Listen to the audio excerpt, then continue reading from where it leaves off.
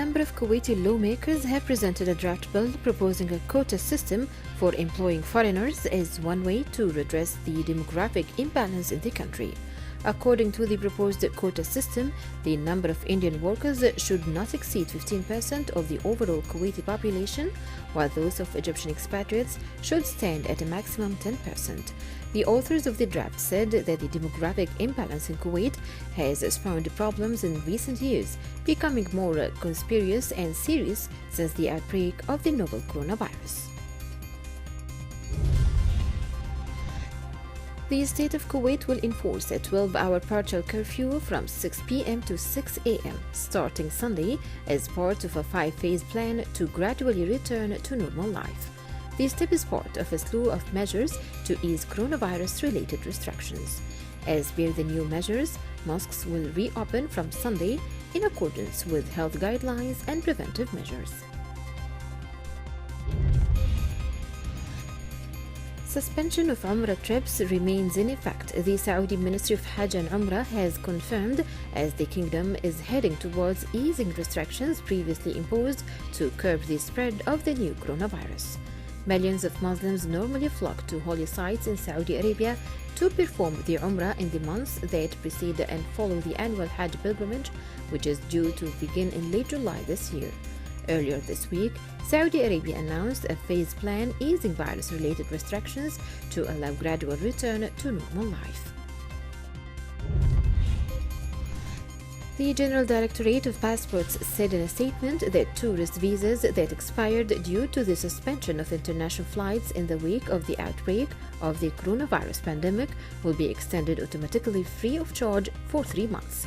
The move, implemented in collaboration with the National Information Center, comes as part of the kingdom's continuous efforts to mitigate the economic fallout of precautionary measures taken to prevent the spread of coronavirus and to ensure the health and safety of citizens and residents alike.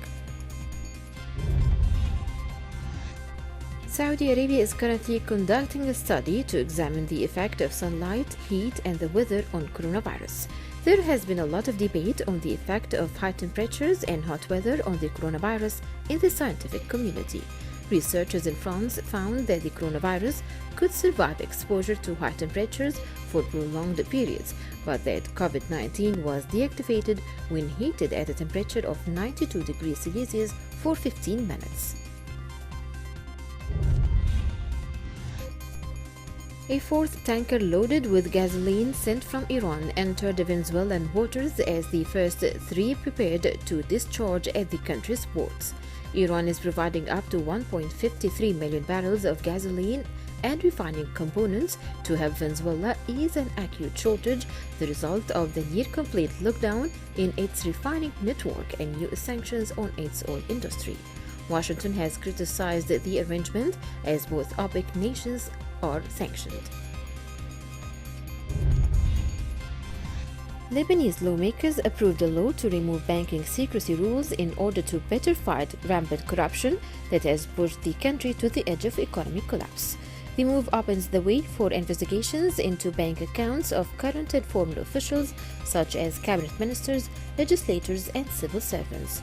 The restoration of stolen public money has been a key demand for protesters who have been demonstrating since October against Lebanon's ruling elite, which they blame for widespread corruption.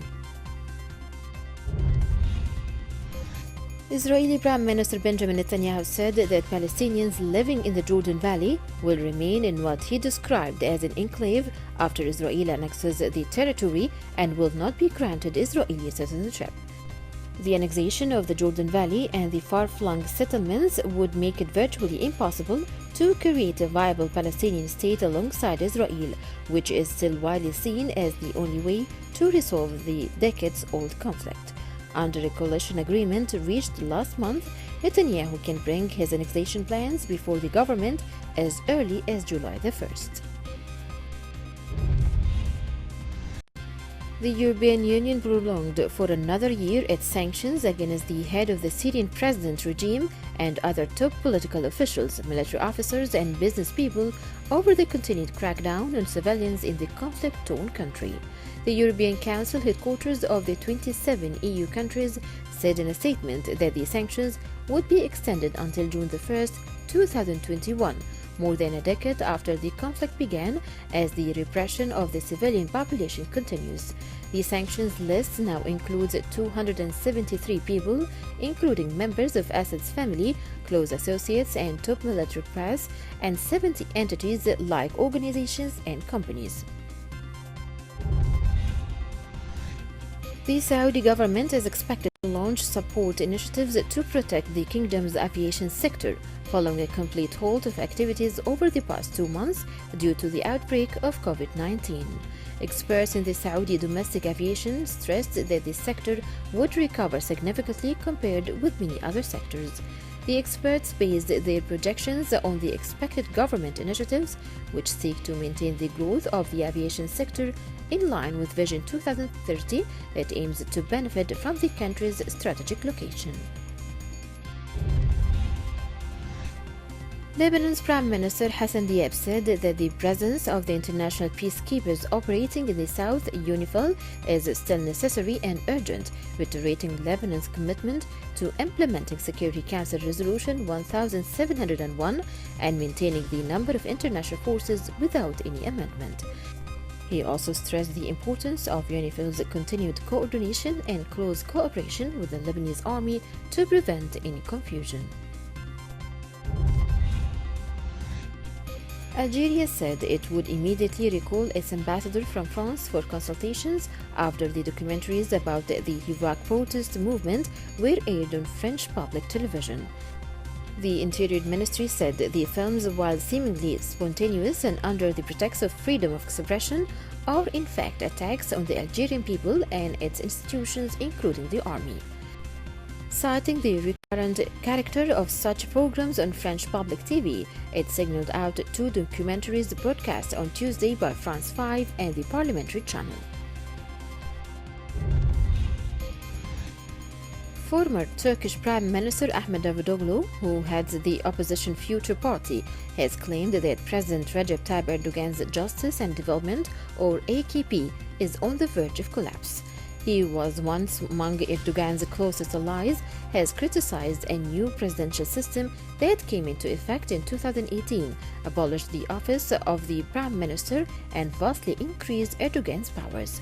He announced his resignation from the AKP in September, saying the party, which has dominated Turkish politics for 17 years, was no longer able to solve the country's problems and was sibling internal debate. Hundreds of Tunisians protested in at least 7 cities to demand jobs, heaping pressure on a government facing the worst economic crisis in more than 60 years due to the coronavirus pandemic. In the southern city of Gafsa, hundreds of university graduates gathered in front of the state headquarters, chanting slogans such as "We need jobs." Tunisia started relaxing restrictions on movement and business this month, allowing 75% of government employees to return to work, but the authorities expect the economy to shrink by 4.3% this year, which would be its steepest contraction in more than 60 years.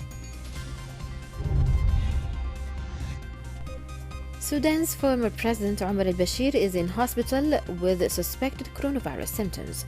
The report also says that 7 other members of al-Bashir's regime who have been detained in prison alongside al-Bashir since the regime fell in 2019 are in hospitals in Khartoum as well.